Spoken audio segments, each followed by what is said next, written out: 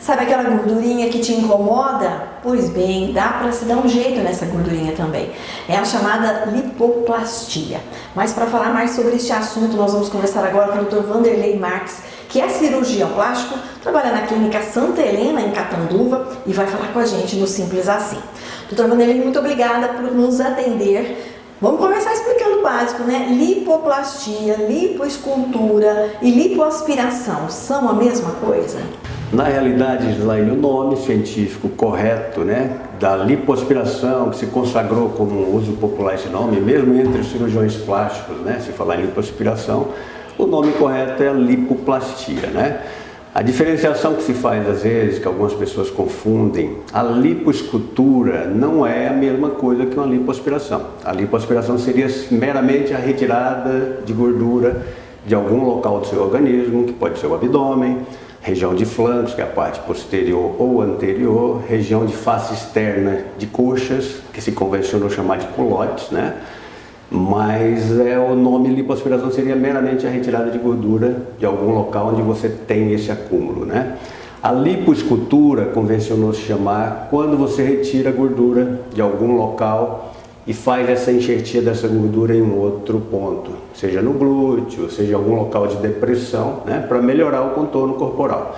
Então, na realidade, as pessoas confundem os nomes, mas assim, o nome correto seria a lipoplastia, né? A lipoescultura, como eu mesmo disse anteriormente, seria a retirada de um local e injeção em outro ponto onde seja necessário. E está indicado em que circunstância? A lipoaspiração, né? Vamos usar o termo convencional que a população conhece, né? Seria para retirada de gordura localizada, né? Alguns pacientes te procuram acima do peso, né? Na tentativa de emagrecer. A lipoaspiração não é uma cirurgia de emagrecimento, e sim uma cirurgia para retirada de gordura localizada. Como eu falei, ou no abdômen, face interna de coxa, face externa, na região de flancos, né? Braços, tem várias regiões do corpo onde você pode retirar. Então, se uma pessoa que vem ao seu consultório, que está com essa gordura localizada, mas que também está com sobrepeso ou obesidade, não há indicação nesse caso, ela precisa primeiro perder peso. Sim, com certeza. Na realidade, assim, a Sociedade Brasileira de Cirurgia Plástica, que é a sociedade que a gente pertence, preconiza a cirurgia assim, quando você estiver dentro do seu peso normal. É um protocolo que a gente segue, não quer dizer que o cirurgião tenha que ficar preso a esse protocolo.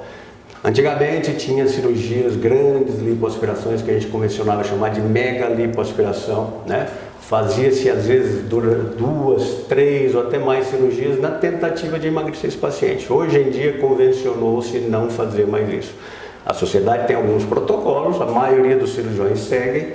Então o que a gente usa de referência é o índice de massa corporal. O índice de massa corporal a gente calcula dividindo o seu peso pela altura ao quadrado, e a gente considera o índice de massa corporal normal de 20 a 25. Acima de 25 considera-se sobrepeso, de 25 a 30, e acima de 30 seria o grau de obesidade. A sociedade preconiza assim, até um IMC de 27 a gente pode até submeter esse paciente a uma lipoaspiração ou qualquer outra cirurgia. Como o tema é a lipoplastia, né, vamos falar especificamente dela.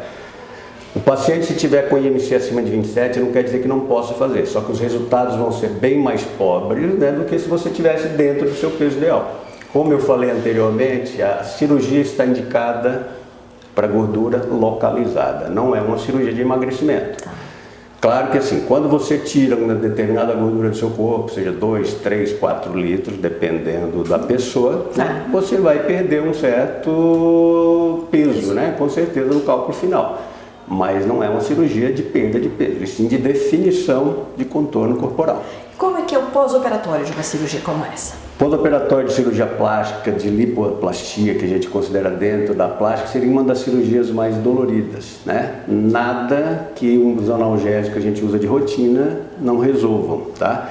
De rotina a gente costuma, durante a cirurgia, conversando com o anestesista, fazer um tipo de anestesia como a hack, né? Que seria mais para analgesia e não para anestesia em si, que deixa o paciente confortável pelo menos nas primeiras 24 horas.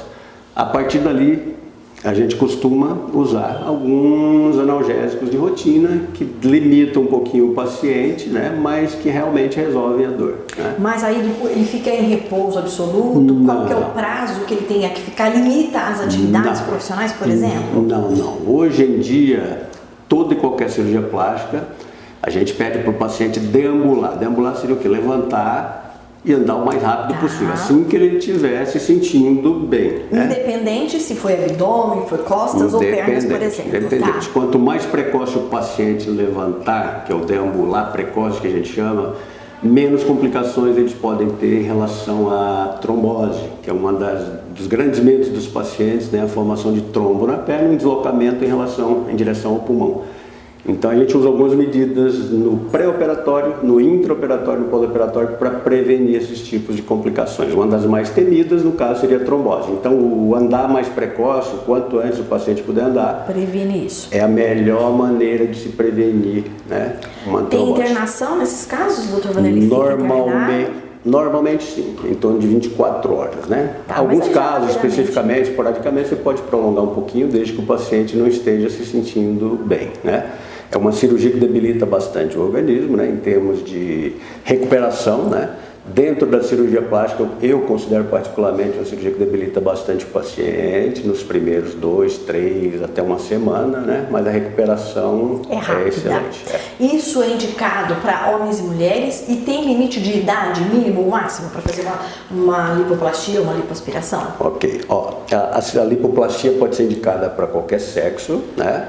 E para qualquer idade. A gente costuma falar assim, quanto mais jovem, né, melhor retração de pele. Quando você retira uma gordura abaixo da pele, aquela pele ela precisa se contrair para acompanhar a retirada daquele volume que estava abaixo dela. Quanto mais precoce o paciente, quanto mais jovem, o paciente, mais quantidade de fibra elástica e fibra colágena ele tem na pele. Então essa retração é mais precisa e é melhor do que num paciente de mais idade.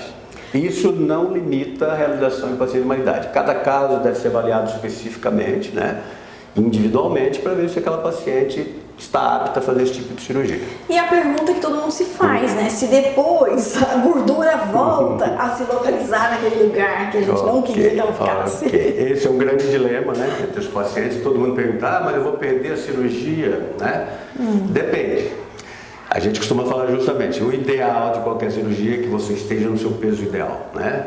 Se você mantiver o seu peso após a cirurgia, você não vai perder. Porque assim, até a puberdade, a adolescência, a natureza, o nosso organismo tem um número X de células gordurosas que são os adipócitos. Quando você faz a lipoaspiração, você está tirando um número determinado de adipócitos daquela região.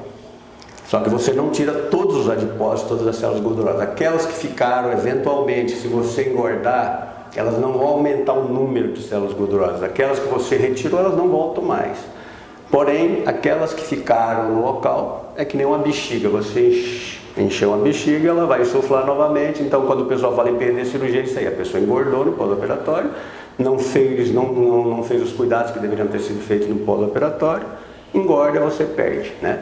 Perde, entre aspas, assim, você volta a engordar e acumula de novo. Aquelas células que ficaram, elas aumentam de tamanho e não de número. E elas ocupam o espaço que as outras deixaram. Justamente. Então precisa ter continuidade aí, dar atenção ao peso, isso é importante. A gente costuma falar assim, que em cirurgia plástica a gente busca o equilíbrio entre a parte externa e a parte interna do corpo, né?